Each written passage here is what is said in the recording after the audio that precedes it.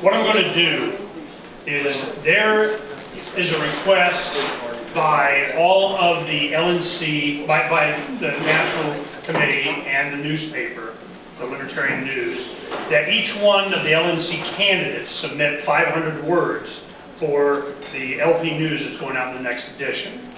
I just submitted this yesterday, so you're going to be the first ones to hear this, and of course you'll be able to read it. I think because it was only 500 words, and we'll start off with this, because I think it's going to generate a lot of, set the tone for what I wanted to say, what I want to talk about. But I wanted to ask a question. How many people have been involved, I don't even say, considered themselves libertarian more than 10 years, before 2000? Okay, so a lot of you are new to this, and there's history. There's a lot of history. I used to consider myself the young one, you know, because I started this in '88 with my wife. In 1988, I never even heard of the word libertarian. I was Republican. I just had my 4th child. My father was manufacturing a camping trailer for touring motorcycles. You see these big Aspencades and so on. They have these little trailers. Well, he retired and he didn't like what was out there on the market. So what he did is he created his own, and it was so popular, he got 10 orders for it, and he just made it out of plywood. He went and started producing it out of fiberglass and a nice called the Alcan Traveler. It went stupid. Everybody wanted to have this thing. And it was $3,500 back in '88 for a full camping thing that folded out in storage and is lightweight and it had changing room and all kinds of stuff. The reason was because Europe started bringing down its borders. You could travel from Spain to France without having to have a passport, and it was the beginnings of the European Union.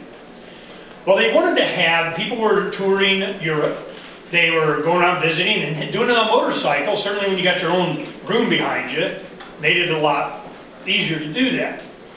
So at the time in '88, we had Dukakis versus Daddy Bush.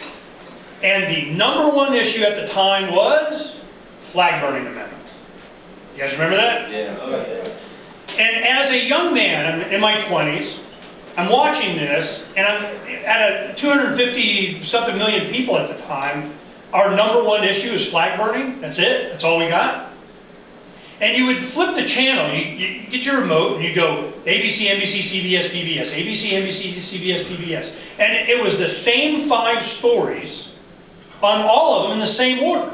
And I'm going, who the heck is running this? So I go to my father and Dad, man, we got to export. And whenever government or the media comes to you with a number, they got a program to change that number. They got a dial that they're going to turn. There's a trade deficit. In 1988, when Bush became president, right after he became president, they passed a bill called the Omnibus Trade Competitiveness Bill of '88. At the end of the Reagan administration, beginning of Bush, I read this cover to cover. It was an inch thick. It was what they call now the New World Order. I saw it. Government was a gang with a flag. In this legislation, they got their cut going in and out of this country of everything. They made sure that as they scream, they're bashing Toyotas on Capitol Lawn. You guys remember that? Screaming about the Japanese dumping silicon chips on our economy. I mean, it was just all of this theater that was going on. Well, I was interested. I pulled that thread, and it sent me on a path of going through like 200 bureaucracies, and I started keeping track. And I'm going, the America that they taught us in the mandatory youth indoctrination camps, known as the public education school system, that was not the America. That was reality. I just had my 4th child. I'm raising them. My wife and I have our birthdays together at the end of March, you know, within a few days of each other. And I remember this. It was March of '88. And we were out in North Phoenix because we were poor. So we do, you know, creative things and celebrate and so on. And one of the things, we went and had a picnic out in the desert. And as we're sitting there, and I told my wife, I said, you know, I see what's coming. I see the infrastructure set up.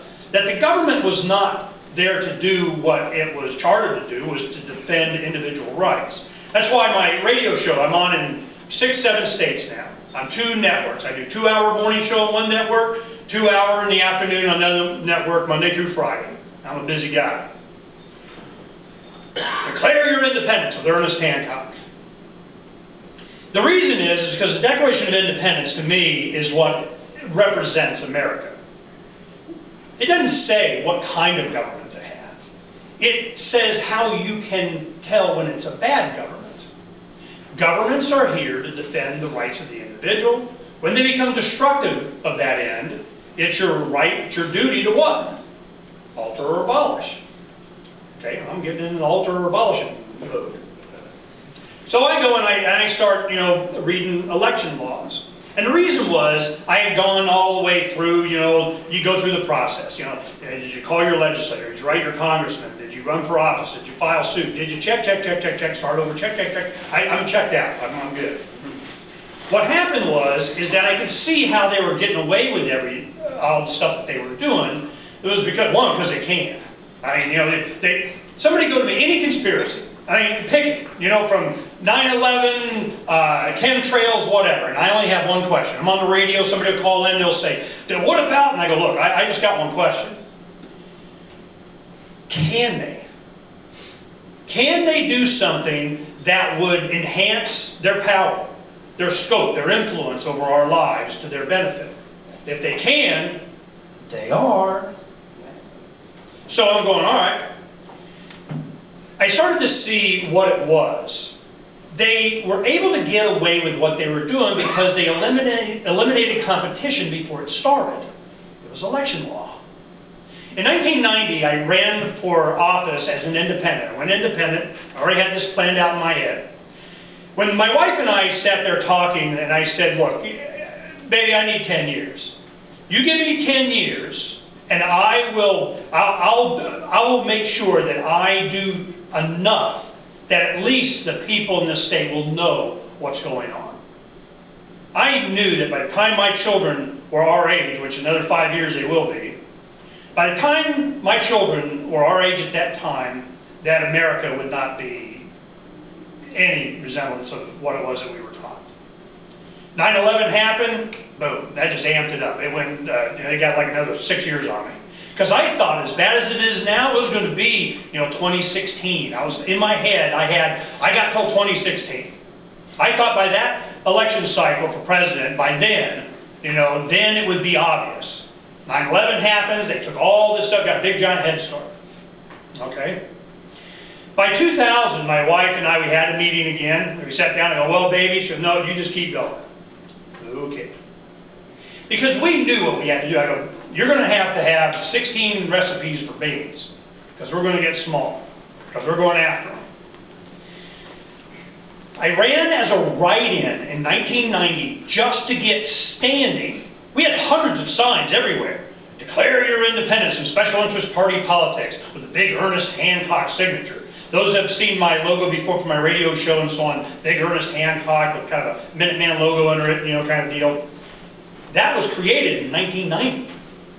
I knew that I was in this battle for a long time, because I understood what the fundamental problem was. They took all of us out of the equation. They eliminated competition. I got standing from that, which was my plan, to file a lawsuit against the state of Arizona in federal court. Went all the way to the 9th Circuit. I challenged 44 election laws. What they had done, I give you just a couple examples. In Arizona, the only way you could register somebody to vote was if, one, you were Republican or Democrat, and then you were certified by the county party in order to then go to the county recorder and let them know that you wanted to be a deputy registrar to register people to vote. In reading the Constitution, I came across the 14th Amendment, which has its own problems, but to a young man it says, you can't give special rights or privileges that don't equally apply to everyone. Well, I go, heck, that's what all the election laws are, is give special rights and privileges to all these guys.